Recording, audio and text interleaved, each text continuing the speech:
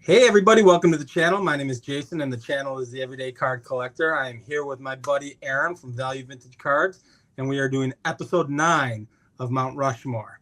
Topic is going to be your best ugly cards. So we thought this would be fun. Aaron, how are you, my friend? Doing excellent. How are you, sir? Very good, very good. Why don't we it's been a while. We're a little rusty. We've kind of took a hiatus, but we're back at it. So I'll have you explain the rules and we'll kind of introduce our guests and go from there.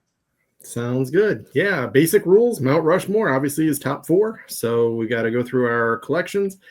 We pull our top four, we pull some honorable mentions, and we just kind of rank and run through.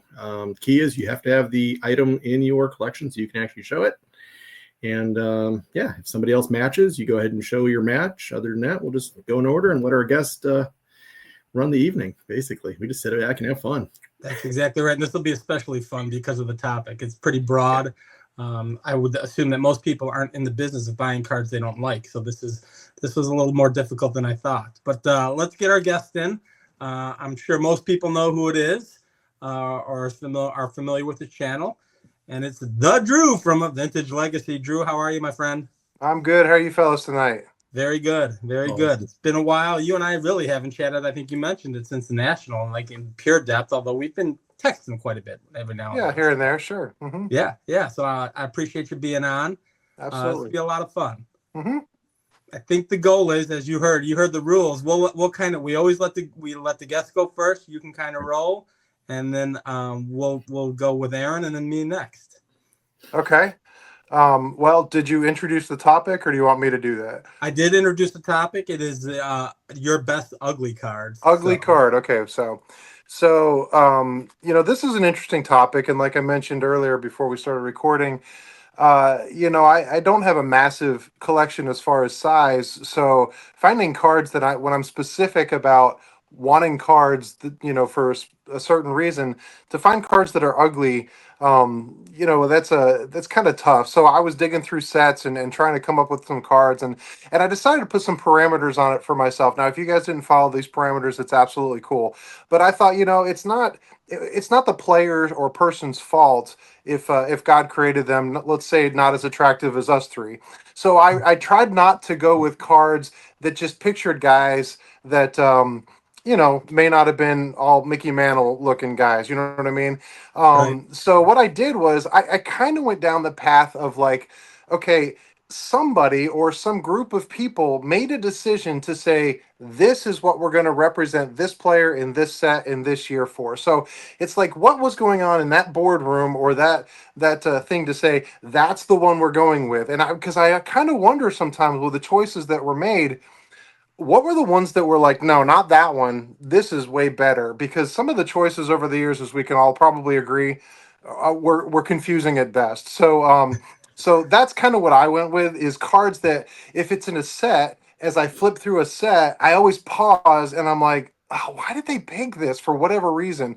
Or there's something in there that annoys me. So that's kind of what I went with. So again, if you guys had different parameters, but that's kind of how I felt and how I fell in it. So I'm going to go with the first one. Now, I do have a few complete sets, and most of the cards I pulled out were somewhere in the set. But one of my most favorite sets, and I think it's a fan favorite from vintage collectors, is the 1953 Bowman.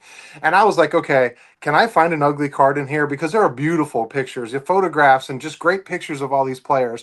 But there is definitely a card in there that always, will say, befuddles me when I see it. Because again, some person said that's the picture we're going with, and the fact that I am not, let's say, a fan of a certain team from New York with pinstripes makes this one a little bit easier.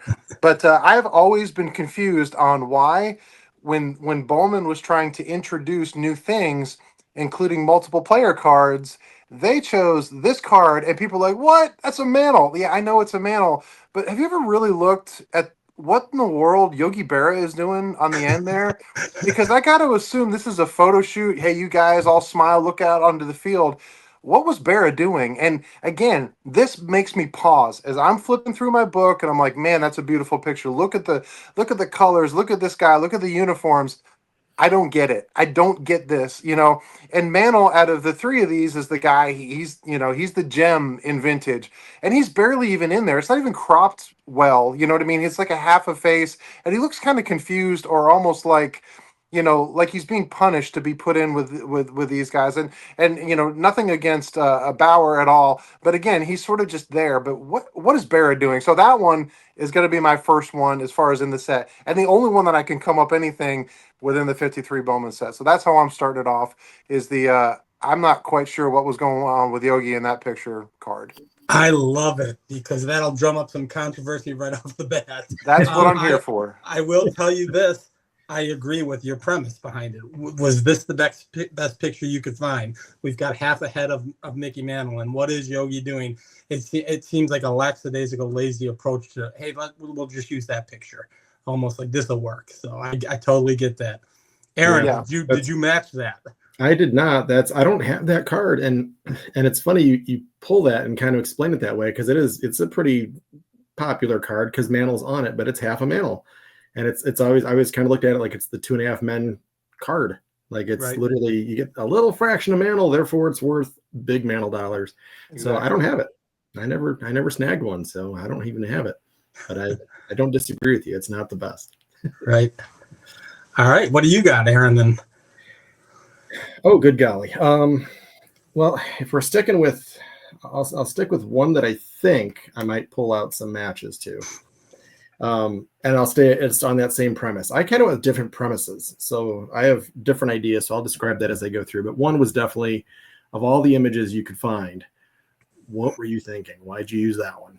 And some of his cards are on the best looking. He's one of the nicest people from what I understand. But that card is iconically ugly. What were they doing? It's almost like they said, now imagine you ate something that tasted terrible and someone passed gas. And he's like, okay, that's 58 Tops. And 58 Tops has some beautiful cards. There's some amazing images in that set. And poor Brooksy on his second card is not well represented. So I actually got that in nice shape because I wanted to appreciate just how ugly it was. For me to have a 4 is a big deal. Right. That's high grade. Yeah, that's near, like, that's paying up big time for a 58 Tops. Yeah. But I wanted to appreciate just how ugly it was. So I went into it. I will tell you this. I have somewhat of an advantage here. I've done this. I did this very particular episode probably about a year ago now. Alex Bowman 53 and Four Collectors did a channel swap, and on the Four Collectors channel we did ugly cards, but you didn't have to have the card. So it was me, Scott, Reindeer Studios, Theo, and Alex, and we had a blast doing this. That card hit the list. So 2 of my cards here that I did happen to own hit that list, and I'm bringing them back out again. The first one is one of my favorite players, probably my top 3 favorite players growing up. Jason, did nobody have that? You didn't have that on your list? I do not have that. Okay. Do you have that? I'm sorry, Drew, do you have that card? Did you have I that do card? not. I thought about it when we came up with the topic, but I do not own that card. Okay. I'm thinking it's going to be tough to get a match here. I really am. I think maybe one or 2, but I think it's going to be tough to get a match. We all collect pretty differently, and you have more than I have, and Drew's very specific. It might be tough to get one match here. But my card... The rest around mine. The rest of mine, no one's going to match. I think I'm heading in that direction too, but go ahead. That's awesome. My first one is one of the greatest hitters of all time, and it's his rookie card. And it's the Tony Gwynn, 1983 Tony Gwynn. Again, this falls in the premise that you both mentioned. This was the photo you chose, right? Great, ended up being, maybe they didn't realize what a great hitter he was going to be when this card was produced, so they decided to get him running and show the bulbous backside of Tony Gwynn as his rookie card. And that just absolutely blows my mind. This is the photo that was selected out of everything that you could have put on here. So it's been on there. This one's been a topic of a quote unquote ugly card on several channels, but I thought I'd break him out and maybe try to get a match, but we'll see. Is that a match for either of you guys? I did not pull that card. I do own that card, but I didn't pull it. So no, it's not a match as far as I'm concerned. Okay. All right. I pulled it as an honorable mention. All right, very good. Well, we got somewhat of a match then. That works. Yeah. At That least it works. made my top 12 or 13. So yeah. Okay, perfect. All righty, sir. Drew, you're up then.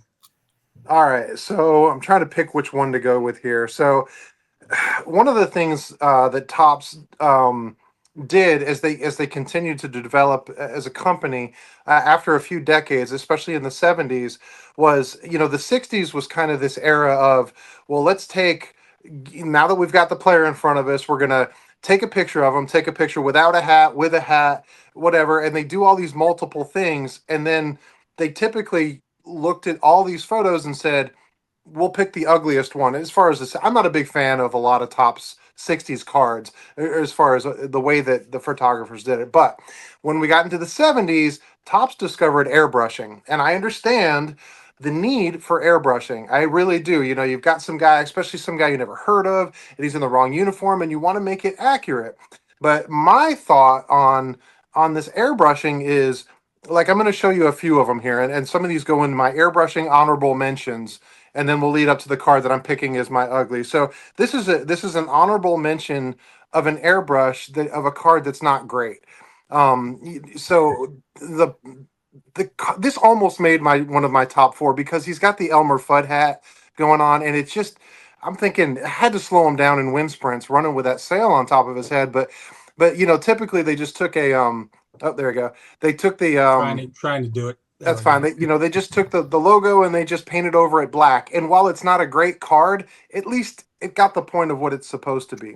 Another thing that they did, and this is also not same set, different airbrush, is where they took it and outside of just airbrushing the old logo off, they terribly drew on another logo. And this one is bizarre to me because I looked all through my 71 set.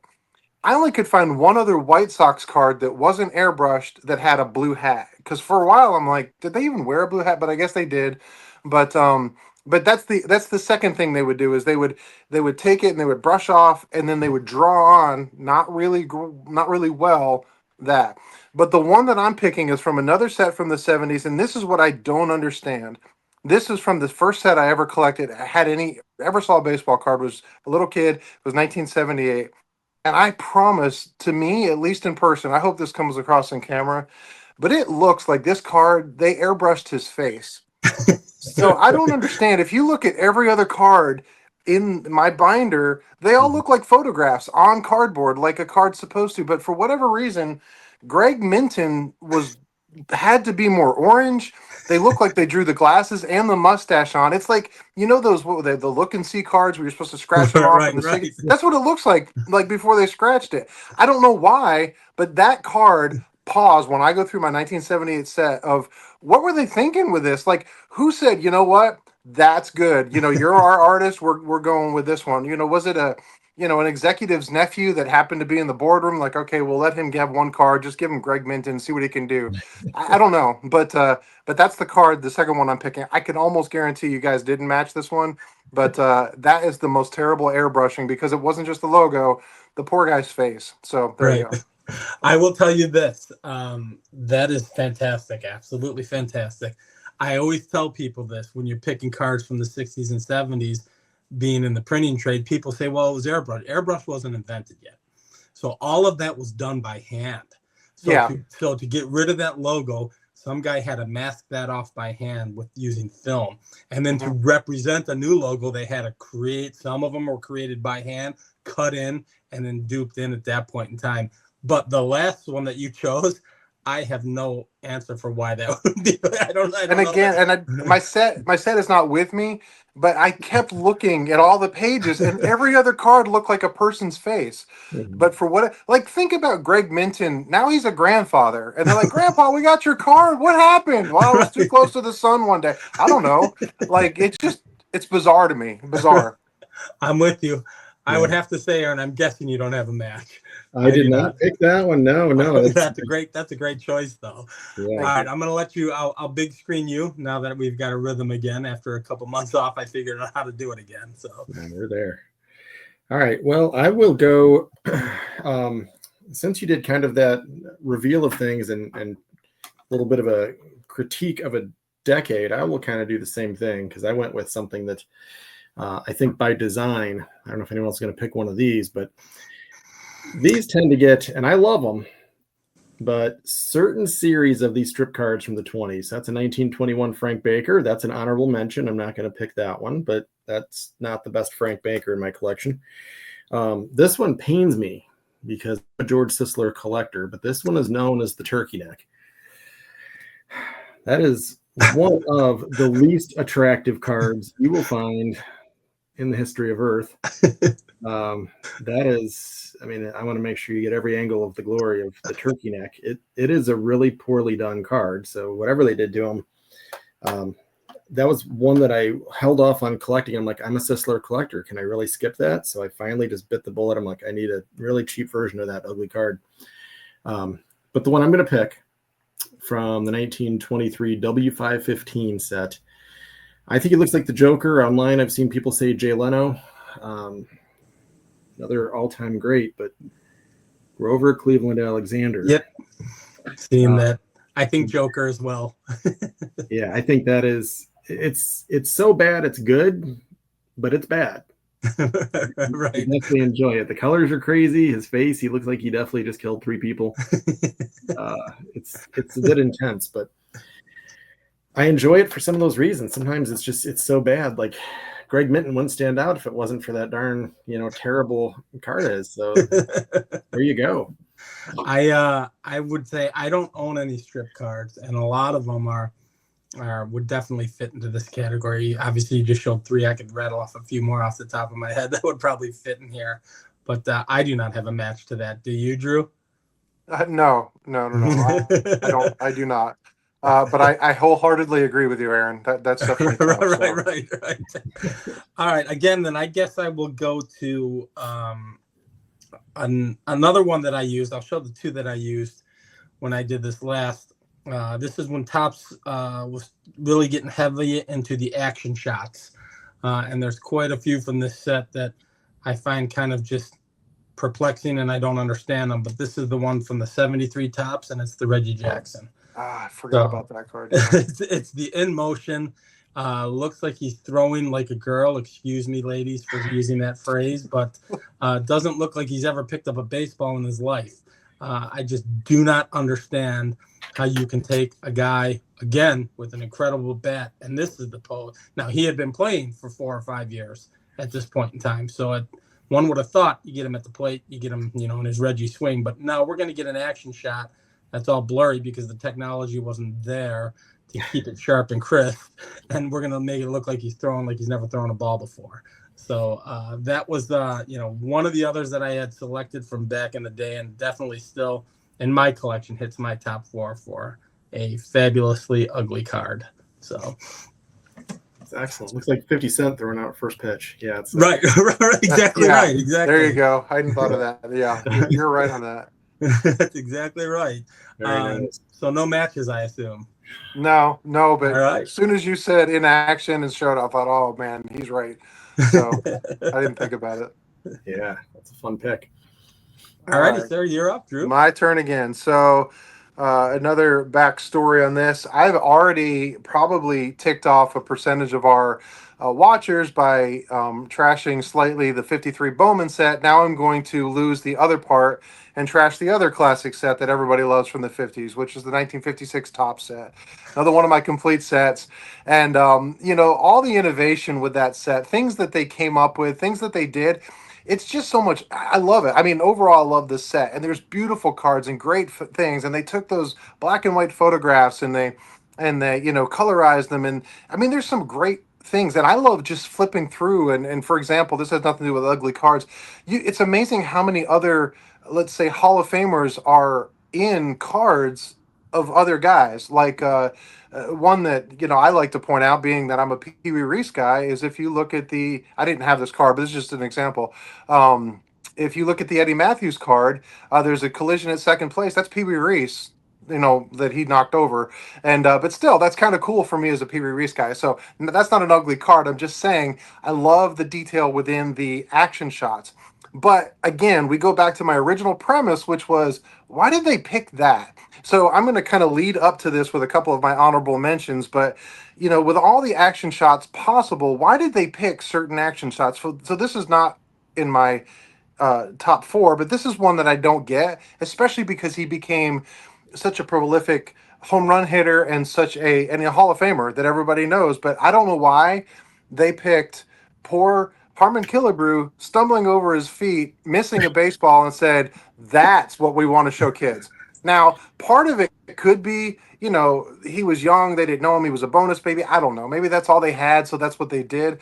But if they could edit the Mickey Mantle to make it look like he caught the ball, couldn't they have done that and put the ball in his glove? But anyway, same thing with this one. Now, this isn't a Hall of Famer, Jerry. I don't even know how to say his last name. Schoonmaker. But anyway, poor Jerry is just chasing after the ball that he missed. And so again, is that the best photo to say, hey, look, this is what we're going after? But these are not the two that I'm going with, because these are actual photos, and at least the artist that covered them up, it looks like a photograph. It looks like a person. It's just not a great picture that they chose. The one I don't understand, and I still can't get past this one, is the manager for the Phillies, Mayo Smith, who drew that picture. With the, I mean, with his arm. he looks like his arms have an extra elbow in it, and his hands are bigger than his head. And I don't understand it. Like, every other picture in the entire set looks like a photograph. Absolutely. It may not be the most flattering picture, but this one, again, was this like bring your kid to work and have him doodle something and then they put that on the card? I don't understand why Mayo Smith has arms longer than his legs, and he's in this terrible, I mean, he looks like, I don't know. Is he under arrest against a plate of glass? Is he Spider-Man trying to climb up a wall? I don't understand it. But this is absolutely a card that, as I flip through my binder, and again, as I'm studying and trying to find new things, I can't stop looking at this like it's a train wreck. I don't understand why it's in there, and this is absolutely one of the cards that I picked. So there you go. I will tell you this. You're always learning in this hobby. I am buying that card now based on that right there. I was not familiar with it, but that is phenomenal. I want one of those in my hand now. Well, I just carded the best one, so for 350 I'm into it. So yeah, you can do that one, Jason. Yeah, all right, amazing pick. That was awesome. That was a fantastic pick. That is, and I'm buying that card just based on that. So. Yeah. The value, the up arrow from the Beckett's going up because right. buyers now, so the market's changing. Oh yeah, you're influencing us. All righty, sir. I'm guessing you didn't match that. That was probably the best one so far, I think. That's phenomenal. That is stinking phenomenal. Yeah. Very well done. No, I started to get into some tough ones. This is the one I could have replaced a few times because it's very tough to put in a set. By design, the set's funky, and I don't mind funky as long as it's kind of like the strip cards. Like, they're going to be what they are, so you got to just enjoy that if you're going to do it. This is a 1949 MP & Co. Yeah, it's definitely got to be on the list. It's already funky, but this one in particular, tell me it's the Dobie. Might be the Dobie. Yeah, it is the Dobie. So I don't know how you don't pick the Dobie, because he's throwing with the wrong hand. He's in a jersey number he's never had, and he's a white guy. So that crosses every level of being, just wrong and horrific for poor Larry Dobie. On the other side, how do you not collect a 1949 Larry Dobie when you can get one? So I had to add it to my collection, and I absolutely love collecting Larry Dobie stuff. So, but yeah, when you Google ugliest cards, that one is always mentioned as just being, just wrong. So by design, it is wrong. And the coloring of things, it's tough to tell what they're doing. But I mean, he's number 57 and he's lefty. Like, right, it's lefty. That's fair. I have limitations, and that set is one of my limitations. I won't. I just won't go there. I do rag on Chris from Missouri because he likes the set, so I make sure that I take jabs at him every time I can, just based on that set alone. Said, it looks like my children drew it when they were in 3rd grade. So, see, I actually like the Barra. The Barra is actually kind of cool to me, but the Dobie, once you're into it, you just do it. So that's my right. I assume Drew no match. Well, close. I don't have the Dobie. I don't have the Dobie, but I do have a card from the set. I could never put one of this guy's cards in the ugliest cards because he's my guy. But I did pull my Pee Wee Reese from the set. Nice. And not because it looks like, you know, your child drew it in kindergarten, like you mentioned, but because they put him in pinstripes. And as I started out this episode, I am not a fan of that team from Pinstripes in New York. And I know it's not Dobie, wrong race, wrong throwing, wrong number. It doesn't match. Dobie is definitely a worse card, but you just don't put Pee Wee Reese in pinstripes. That's just not cool to me.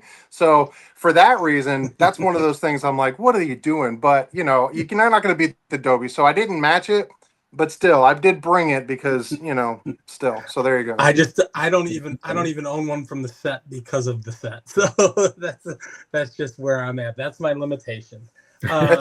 It's funny you won't buy that, but you just said you're going after the Mayo Smith, so I don't. Well, I don't because really but it see is still a 56 tops. Gotcha. Okay. I'm gonna kind of shatter another iconic set, and I don't know the premise of this card, and maybe my buddy Mitchell, White Sox card and fan collector, he might know the premise of this card. 51 Bowman to me is one of the most iconic sets of all time. And the artistic renditions of the players are phenomenal. You know, you've got the Mays rookie, you've got the Mantle rookie, just beautiful, beautiful cards. 51 and 52 Bowman are just beautiful. But I actually have this card. Oh, and I don't understand it. Was this on purpose? Or was this like, could they not come up with anything for Paul? And then this is just what they came up with? Why does he look like a cartoon character? It's like every other card in the set was a beautiful rendition of the player, and then they had a cartoonist draw this guy's photo. I just do not understand it. You know, maybe someone has an answer behind it, but to me, it's such an oddball that falls so far out of that set. I had to include it, and I actually got this card. We were joking and at a card show, and the guy had the card, and I was going to buy it, and it was like, you know, I think it was like $30, and it was me. I think I was with Mitchell and a couple guys, and we were talking about YouTube. He's like, "Oh, you guys got a channel? Mention my channel." And he just gave me the card. He's like, "Here, you can have it." So I'm like, "Oh, I'll take it." So you know, I just otherwise I wouldn't have it in my collection. I don't understand it. I know Mangini's got this. He's even got it autographed, I think. I cool. just don't. I don't get it. I don't know what it's about and why he's cartoonish there. So that had to hit my list. And also being a Sox fan, it's a Sox card. So about that card, I actually have a story and I have a little bit of insight of why they picked that picture. So fill me in. I don't know how many people know this, but I'm happy to share it if you want. So as they were going through all the artists, you know, they were taking photographs and then, you know, rendering them like black and white photographs and rendering them into what we know. However, there were a few players and he was a manager at that point, but there was a few people that they didn't have anything. So they asked, "Hey, do you have anything that we can use? And even if it's in your street clothes, we can add on, you know, a uniform kind of thing." And so unfortunately for Paul Richards, he said, "Well, the only thing I got is I just got back from SeaWorld and I got my caricature done." I'm just teasing. I'm making all this up. I'm really just kidding. I'm just kidding. I figured if I'm a storyteller, I might as well make something up. But no, dang, you're good at it too. I've always been no idea. Same with you. Like, what in the world? First time I saw it, I thought, what in the world? So yeah, I just can't put. And you had me hook, line, and sinker, Drew. I was captivated. I was in on it. I'm like, all right, let's hear this. That's phenomenal. Yeah. So breaking news: Drew's a liar. There you go. So. Just kidding. Well, so that's my three. Drew, you've shown two or three. You've shown three? I've shown three. Okay, so you're up for your fourth then. Okay, so again, I'm going to do the story thing. So, we're all baseball fans, and I'm assuming that, you know, most people watching this are baseball fans as well.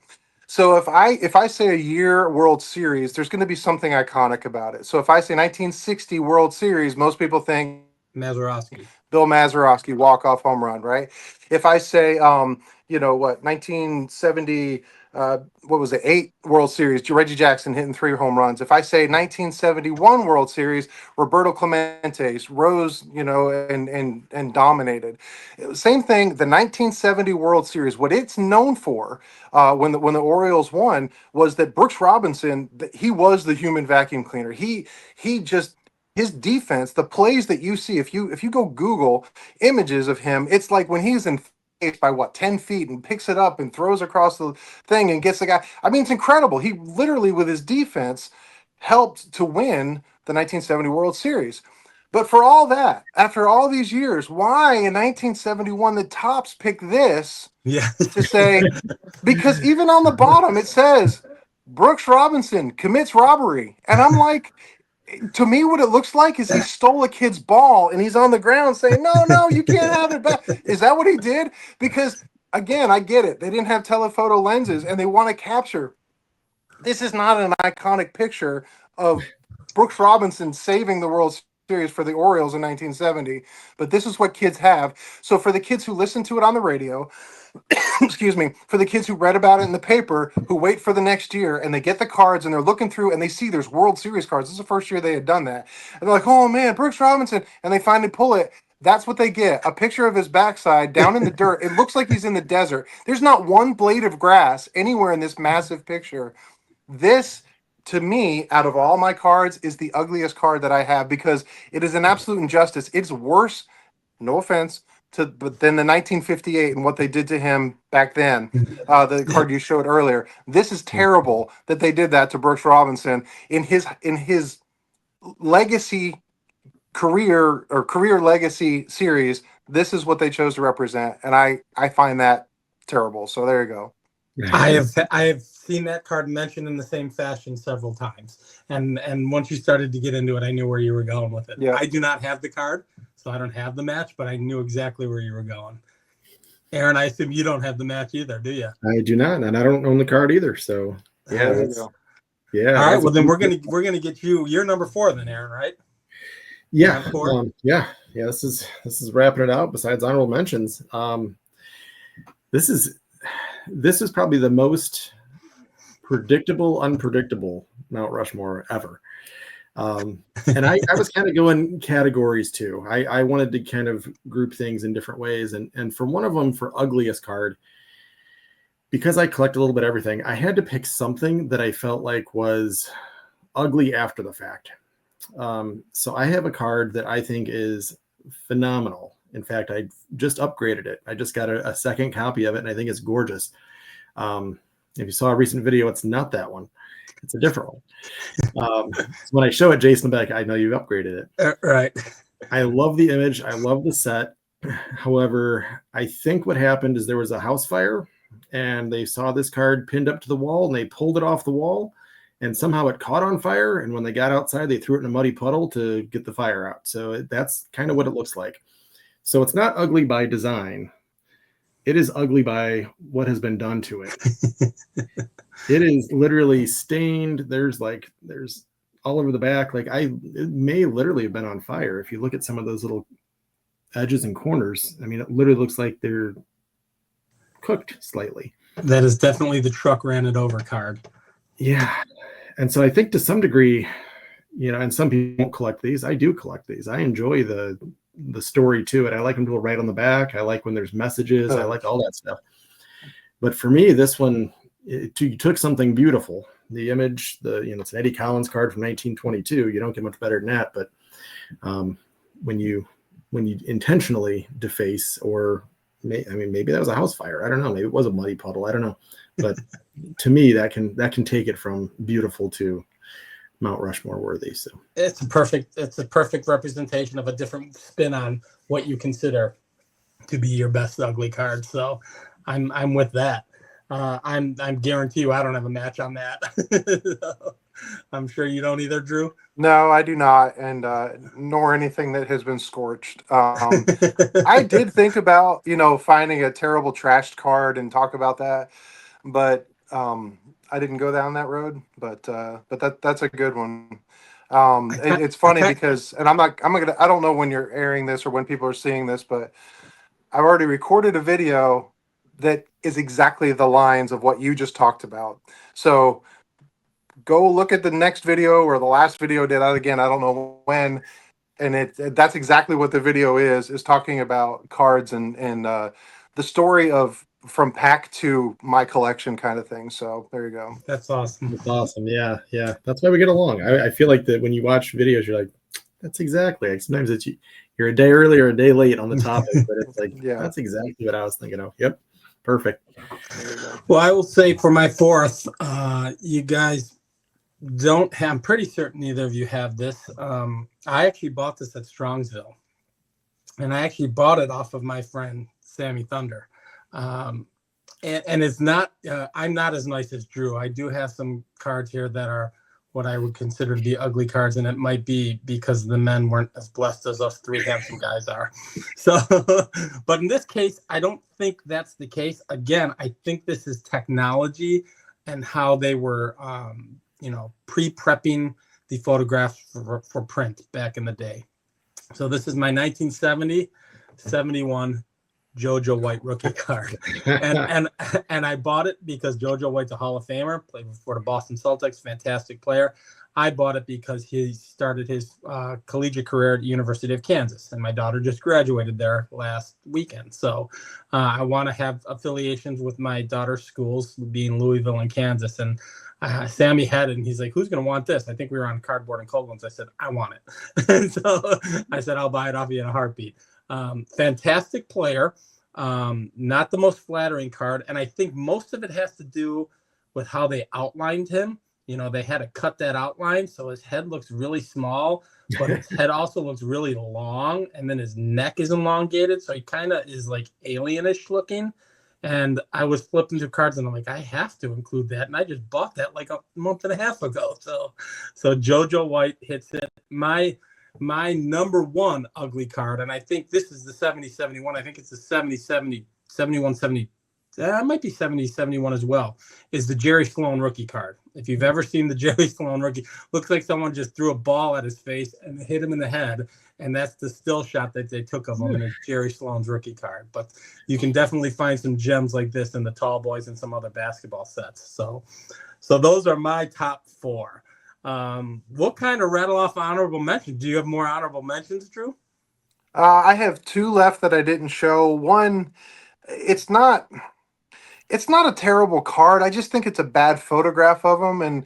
And again, it was more like, why did they pick this picture? Because when you look at all of his cards, he really was fairly photogenic, and there's a lot of great cards of him. And of course, I'm biased, but I've never liked the photo they picked for the 1954 Bowman Pee Wee Reese. It makes him look very, I don't know. To me, it just doesn't hit. And I've got a case with just all my Pee Wee Reeses lined up.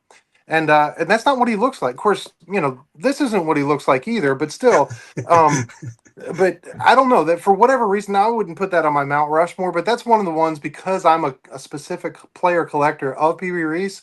It's always been like, I don't know. And you can kind of do that with anybody. I mean, you could flip through, let's say Mickey Mantle, who was another, good looking guy or whatever, and say, well, yeah, this one doesn't look great, or this isn't a great image of him. But for whatever reason, that Reese just, I don't know, it just doesn't look right to me. And maybe it's just me and my personal opinion, but not big enough for the mountain, but big enough to at least have sitting here. So there you go. And then I've got one more. I don't know if you want me to show it or if you want to go back around. Well, you want to rotate one more time, and we'll kind of go through all. You've got an honorable mention, Aaron, worth showing? Yeah, I've got a few left. All right, go ahead. And I will say that Pee Wee Reese, maybe they were just trying to balance off because 53 was so gosh darn good. Maybe they're like, you know what, let's throw 54 at him. Let's I don't know. And 55 is beautiful. His 55 is gorgeous. So maybe it's the bookends, and I don't know. Maybe he's the spam in between. I don't know. I don't even know what I'm saying. So. Somebody was jealous in there. Yeah. But going with the alien looking, not quite as handsome as our current panel, I'll throw you some 86 Willie McGee in there. I don't know how you don't include that thing. I'll throw you the 83 Willie McGee. Well, there you go. Willie McGee hit my list. One up me on the rookie side. Yeah, it's another one of those like his facial expression there is handsome or not. They did not do him justice on the face he's making. So right, E.T. McGee at his best. So yep, absolutely. I can kind of share one that I believe falls into the possible ET category, and this is for a dear friend of mine. You'll know who it is once I show you the card. 1956, Don Mossy. So we got a little alien action going on there. His eyes are looking in two different directions there. This shout out to my good friend Scott at Reindeer Studios. When we did this episode with him, he picked the 55 Bowman Mini Minoso, and I never let him live it down because of that. So in return, fair play. There's my 56 Don Mossy. For good measure, I will throw in the 58.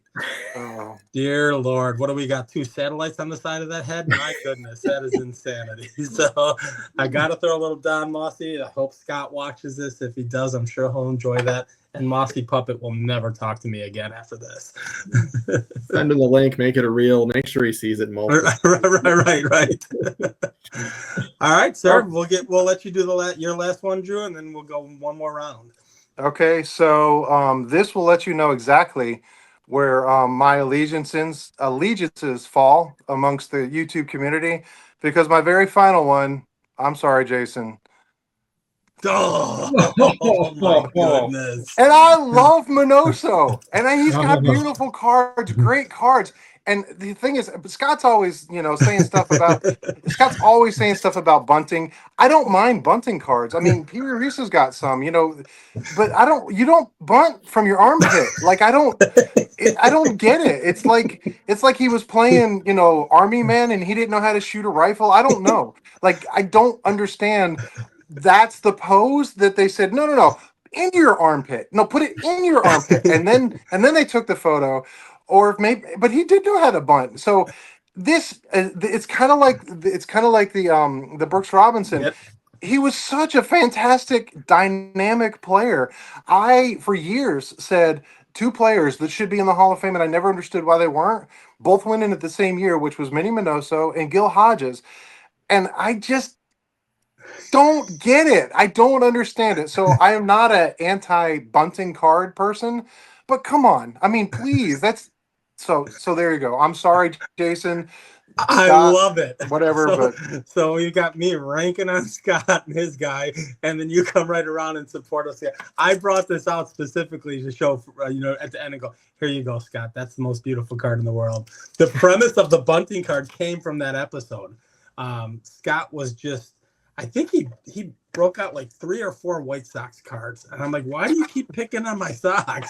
And when he picked out the mini, Alex loves that card as well. I said, you're off. And Scott's reply was, bunting cards are dumb. And I said, I'm using that forever. I said, that's going to forever be in the lore of Reindeer Studios. So I do agree.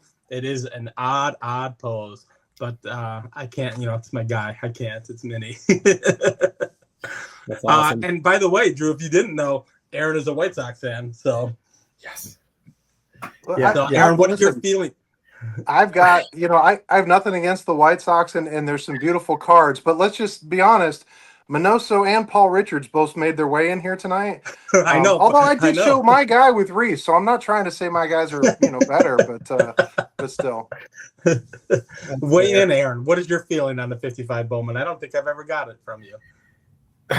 Well, yeah, I mean, they sure as heck posed it in a weird way. I feel like maybe the 73 tops Reggie's pitching to him or something. Maybe that's right. I don't know what I'm doing, and I'm gonna bunt it. That was about as weird as it gets. Yeah, definitely that's phenomenal. All right, rattle off a couple honorable mentions. I got 5 left, so I'll go quick. Okay. I'll toss you the one spawn. Yeah, he went from 40-something to 62 in one day at the same length by himself. I think my comment was he looks like Schneider from One Day at a Time in that. Yeah, he's here to check the fridge why it's not working. Right. Next one, I'll go with this one. I don't know why he's got several that are rough, but when you get Hoyt Wilhelm dozing off, right, I think he's actually asleep in that picture. So yeah, he has a rough run of cards. There's quite a few. I was looking through. There's a few that look better than I expected. Honestly, I was looking through. I was like, that's not bad. That's average, but there's a couple that are pretty rough. I'll go with this one. Nobody picked Paul Gibson. I don't know why they had to get a guy adjusting his junk in the back, but they did. So That's the error variation, but Looks like he's getting picked by the pitcher too. yeah, yeah, that's a great combo. So I actually paid up to get the error version of that because they realized that was going on. And we're like, hold on, that's not what we want to have out there. Good old 89 score. This next one is a print issue or a production issue, not print issue. But if you ever wanted to know when Tony Perez played for the Cubs, I guess it was this year. Oh, I don't mind those. It's a quarter at the local card shop. So Right. you know what? Let's go ahead and get a massively poorly cut card. And the last one is my Jeffrey Dahmer special, which it's really not designed to be this. It's made to be popped out and used. But 1957 Swift meets. I only have Nellie Fox, but any of them are going to be the same thing. It is literally just body parts all over the place. So good choice. Yeah, that is a good choice, actually. if you're going with literally just a card idea, it's not made to be this. So we're appreciating it in the wrong way, but it sure does show weird. And I still want that. So as weird as that is. So it's slabbed and it's an 8, which it's because I didn't have a choice. I had to find whatever I can get. yeah, that's high end for you. Oh yeah, it's insane. Yeah. All right, I will go with along the premises of the Brooks Robinson image. That's the image you chose. This gentleman's got a run of cards that is probably one of the top 10 runs in baseball card history, but I do not understand the 1970 Hank Aaron. This is a well-loved card. It looks like he was just, someone said, "Hey, Hank." He looked up and they snapped the picture and said, that's what we're going to use now. So the picture to me, not very appealing. That's the photo you chose. We've talked about that a little bit. I'll fall back into this. I was going through sets much like Drew was, and I don't know if I can get this on the camera. This is 1980 Topps. 80, I believe, right? Butch Hobson. So if you can get a close-up on it, Butch has got two black eyes and a bruised nose. So initially I thought that this was just a print defect or bad printing. I have two of them and they're the same thing. So it looks like the guy just got socked in the face. His whole face is swollen up in black and blue, and they decided to say that's the card, or that's the picture we're going to use for your baseball card. So I figured I had to throw that out there. This one I found appealing for being an ugly card because of the sign of the times. This is a Milkbone Superstars player with his dog, Cal Ripken. Nice. And he's wearing his Bill Cosby sweater, and I don't know what hat he's got going on there, but I think this is just a sign of the times of that's the sweater you chose, Cal. So I had to pick that. And then lastly, this is a one of one, and it's very important. I hope he gets the chance to see this as well. It's a one of one rare card. Purple variation. It's my card of Chris from Missouri. So there's my there's my Chris from Missouri card. So he's looking stunning as usual. Just a gorgeous man. But I wanted to get Chris from Missouri on the channel a little bit here, so I figured I'd give him a little pub. So so that's what I got for you guys. I had a few more, but I think I'm good. They were borderline anyways. I kind of feel before we kick it off, Drew, if you get a chance, got a couple minutes here, tell everybody about your channel. Pump yourself up a little bit here so we can get some people watching you. Okay. Well, again, you can see my name, Drew Vintage Legacy. I've been on YouTube for a little over 3 years, and I don't have a massive collection, but I try to have a very intentional collection. So I try to just retell the stories of why I have a card, or why this card's important to me, or how I got the card. Because years ago, I got through a phase like a lot of people where I just accumulated. That's cool. That's cool. That's cool. And I realized I had boxes and binders of things that I never looked at again, or I never, I just didn't appreciate it. I didn't even remember where they came from. And I thought, you know what? I didn't want to do that. I wanted to be more intentional. So over the last, I don't know, 5-6 years now, I've been what I call uncollecting my collection. And what I do is I take cards and I say, well, this group of cards are not that big of a deal, and I'll sell them, and I try to put them towards a very specific card. And my goal is I want 100 cards in my collection. Now, this does not include player collections or complete sets. So everything you saw was from one or the other. But only 100 cards. So and I've gotten to that, believe it or not. So when I gain a card, I have to get rid of a card. That's my own rules. It makes collecting a lot harder, and it really makes it makes me want to be very specific about the card I want to pick up, and because I know I've got to get rid of something. So that's kind of the way I collect. And then my channel, I just talk about the stories of doing that. You know, how I've gotten things, why I like stuff, different things, and just like the quirky things about cards, whether it's, you know, terrible airbrushing or photographs or extra elbows, you know, for Mayo Smith or whatever. That's kind of what I explore and what I share, and whether people like it or not doesn't matter. It's just me having some fun. So there you go. That's perfect. That is perfect, my friend. And I think I don't know. I tend to feel that you and Aaron collect a lot more similar than I even thought. Now I know, Aaron, you're an accumulator, but you're very, but even more than me. But you're specific, very specific, and I find that, you know, I'm much broader than the both of you.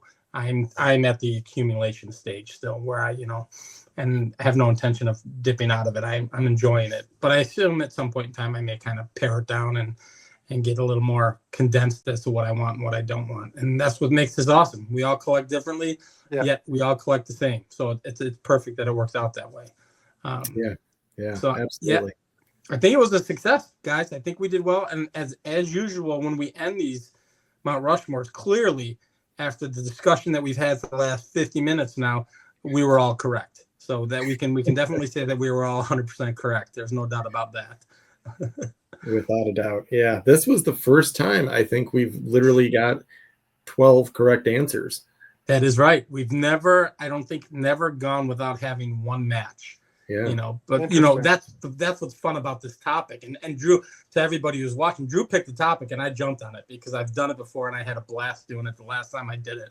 And I just think it's so much fun. You're allowed to debate this. People will be offended and people will giggle and say, that's exactly what I was thinking. And that's what it just brings in a lot of fun to the topic. So I think it's perfect. For sure. Yeah. Excellent. Yeah. Great choice. All right, gentlemen. Well, I think that'll do it. I appreciate everybody who's watching. We'll come out with another episode pretty quickly here, I think, Aaron, right? So we'll get another episode wrapped up, get ramping up with Mount Rushmore. And Drew, I appreciate you jumping on, my friend. It was a blast. Absolutely. It was a blast. I had a great time. Thanks for having me on. Awesome. All right, everyone. Until next time, we'll talk later. Thanks for jumping on. Bye-bye.